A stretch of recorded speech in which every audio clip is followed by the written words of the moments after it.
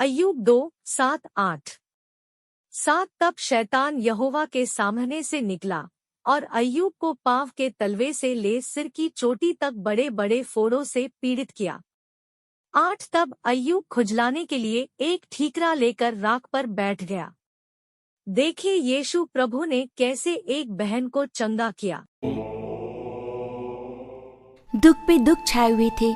2 साल तक किसी भी लड़की को इतना दुख नहीं मिलना चाहिए। अगर कोई और होता तो मुझ जैसी को अनाथ आश्रम भेज देता, लेकिन मेरे माँ बाप ने मेरी इतनी बुरी हालत होते हुए भी मुझे नहीं छोड़ा। यही एक कारण था कि मरना चाहते हुए भी मैंने अपने जीवन का अंत ना करने की सोची। मैंने पूरी तरह बिस्तर पकड़ लिया था। खाना पीना सब कुछ मुझे बिस्तर पर ही करना पड़ता। मैं अपनी माँ से कहती मेरे खाने में कुछ जहर मिला कर दे दो ताकि मैं उसे खाकर मर जाऊं। मेरी माँ कहती कि मैं उनके जीने की एकमात्र वजह हूँ। अगर मैं मर जाऊंगी तो उनके जीने का क्या फायदा होगा। मैं अपने पिताजी से पूछती कि मैं कब ठीक हो जाऊंगी और दूसरों की तरह सामान्य जीवन कब जी पाऊंगी। क्या मैं जीवन भर ऐसे ही रहूंगी? मेरे पिताजी मुझे सांत्वना देते और धीरज धरने को कहते। उनकी खातिर मैं भी चाहे जितना भी दर्द होता सहन करने लगी थी। कभी कभी तो दर्द हद से ज्यादा बढ़ जाता। मैं उन पर चिल्लाती और अपनी माँ को बुरा भला भी कहती, लेकिन इन सब के बाद भी उन्हें मुझसे इतना ही प्यार था और वही मुझे जीने की आशा देता। मेरे पूरे शरीर पर रैशेस थे। मैं कपड़ा भी नहीं पहन पाती थी। मैं लेट भी नहीं पाती थी। अगर उठने की कोशिश करती तो लगता कि खून निकल जाएगा। अपने हाथ भी मैं नीचे नहीं रख पाती थी। खून मेरे कानों से भी बाहर निकलने लगता था। शरीर के हर हिस्से में फुंसियां आ गई थी। मैं कुछ खा भी नहीं सकती थी, इसलिए तरल चीजें पीना शुरू कर दिया, लेकिन वो भी मुश्किल था क्योंकि मेरे मुंह मेरे जीभ में भी फुंसियां थी। पानी पीने में भी तकलीफ होती और सच में अपनी हालत पे बहुत खी जाती। अपने इस पृथ्वी पर होने पर भी मेरे मन में प्रश्न उठते और सोचती मैं बहुत अभागन हूँ। मेरे माता पिताजी डॉक्टर के पास ले जाते तो डॉक्टर मुझे छूने में भी कतराते। एक छड़ी से मुझे छूते तो जांच पड़ताल की बात कहते, कुछ भी कहा नहीं जा सकता। दवा देते लेकिन भरोसा नहीं देते थे। मैं बहुत देर बैठ भी नहीं सकती थी, लेकिन अब आराम से बैठ सकती हूँ और इसकी वजह है प्रभु यीशु की दया। आज इस तरह कपड़े पहन पा रही हूँ, वजह है हमारे परमेश्वर। 4 सालों से मैं कोई ढंग के कपड़े नहीं पहन पा रही थी। कभी कभी हताश होकर कोई पोशाक पहन भी लेती तो उसे उतारने में मेरी माँ को बड़ी परेशानी होती, क्योंकि कपड़ा शरीर से चिपक जाता और कपड़े निकालने वक्त चमड़ी भी उधड़ जाती। कभी कभी उन्हें कपड़े काटने पड़ते ताकि चमड़ी ना उधड़े। तब हमें किसी ने लव ऑफ जीसस मिनिस्ट्री के बारे में बताया, जो हर शनिवार को होती है।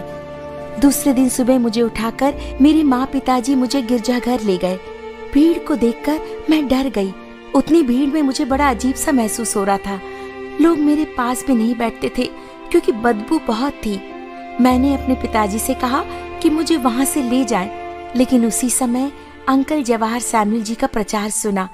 कह रहे थे कि थोड़ी ही देर में हम प्रभु की आत्मा और उसका रक्त अपने में उतरते पाएंगे और हमें रोटी भी प्राप्त होगी। उस समय मुझे चमत्कारी आत्मा मुझ में प्रवेश कर रही है ऐसा लगा। उनकी बातें सुनकर मैंने अपने पिताजी के कंधों पर सर रखा और अंकल का प्रचार सुनने लगी।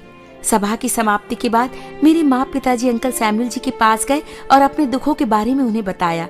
मैं चल भी नहीं सकती थी, चुपचाप कुर्सी पर बैठी थी। अंकल मेरे पास आए। मैं झिझक रही थी। उन्होंने अपने हाथ मुझ पर रखे और मेरे लिए प्रार्थना की। मेरा शरीर इतनी सड़ी हुई हालत में था कि कोई डॉक्टर उसे नहीं छूता। शरीर से बदबू आती, बहुत बुरी बदबू आती। शरीर से पीप और खून बाहर रिस रहा था। मुझसे अपनी ये हालत बर्दाश्त नहीं हो रही थी। अपने आप से मुझे घिन आ रही थी। 2 साल तक मैं ऐसी हालतों से गुजर रही थी। अंकल सैमुअल जरा सा भी नहीं झिझके। ये भी नहीं सोचा कि ये रोग कहीं उन्हें न लग जाए। उन्होंने परमेश्वर से प्रार्थना की और आशीष का तेल मेरे पूरे शरीर पर सिर से पांव तक मला। आज तक किसी को मेरे शरीर को छूने की भी हिम्मत नहीं हुई थी। आज इन्होंने पूरे शरीर पर तेल मला, प्रार्थना की। मेरे मन में विश्वास जागा और इसी विश्वास और खुशी के साथ मैं घर लौटी। 3 दिनों में ही चंगाई नजर आने लगी। न जाने कितने डॉक्टर के पास गई, न जाने कितनी दवाइयाँ खाई, लेकिन अब तक कोई फायदा नहीं हुआ था। लेकिन जब अंकल सैमुअल ने मुझे छुआ, मेरे लिए प्रार्थना की, तेल मेरे शरीर पर मला, तो 3 ही दिनों में मुझे चंगाई मिली। ये एक चमत्कार था। धीरे धीरे फुंसियाँ कम होने लगी, सारी खुरदुरी चमड़ी निकल गई, नवजात शिशु की चमड़ी मेरे शरीर पर आ गई। पिछले 2 सालों से मैंने आईना नहीं देखा था। चंगाई के बाद मैंने खुद को आईने में देखा। मेरी खुशी की सीमा नहीं थी। मैं बिस्तर पर खुशी के मारे इधर उधर लौटने लगी और प्रभु को धन्यवाद कहा। इतनी खुशी और शांति मुझे अब तक नहीं मिली थी। मैं खूब पढ़ूंगी और प्रभु की सेवकाई करूंगी। मैं कभी नहीं भुला पाऊंगी प्रभु के